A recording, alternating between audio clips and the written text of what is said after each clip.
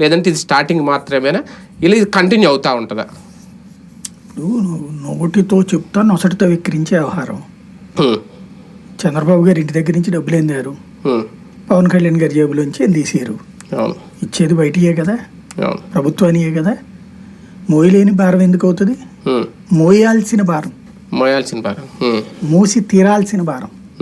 ఎందుకు అంటే ఇవాళ మనందరం బ్రతుకుతున్నామంటే మన బ్రతుకు ప్రతి ఒక్కళ్ళ దాంట్లో కూడా మరొకళ్ళ పాత్ర ఉంటుంది. ఇవాళ వృద్ధులు ఈ సమాజానికి సంబంధించి ఇవాళ మనం ప్రపంచమంతా వృద్ధుల సంఖ్య పెరిగిపోతున్న దశలో కూడా భారత్ వైపుకి పెట్టుబడిదారులు ఎందుకు వస్తున్నారయ్యా అంటే ఇక్కడ యువతరం ఉన్నారు. ఎందుకు వచ్చారు యువతరం?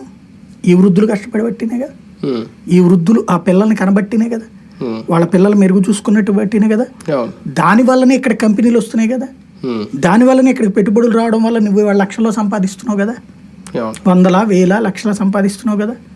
అంటే నీ ప్రతి ఒక్కడి బ్రతుకులో మన పెద్దల పాత్ర ఉంది. మన ఇంటి వాళ్ళే అని కాదు, టోటల్ ఈ సమాజంలో ఉన్న పెద్దల పాత్ర ఉంది.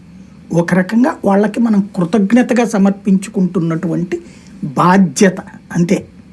వృద్ధులకి ఇచ్చే పింఛన్ బిచ్చం కాదు, మనం గుర్తుపెట్టుకోవాల్సింది. వాళ్ళ ఆత్మగౌరవానికి మనం ఇచ్చేటటువంటి ఒక చిన్న కృతజ్ఞత అంతే. అది ఇవ్వాలి, అది సామాజిక బాధ్యత, సోషల్ రెస్పాన్సిబిలిటీ. అది భారం అనుకుంటే అంతకంటే శాపం మరొకట్లేదు.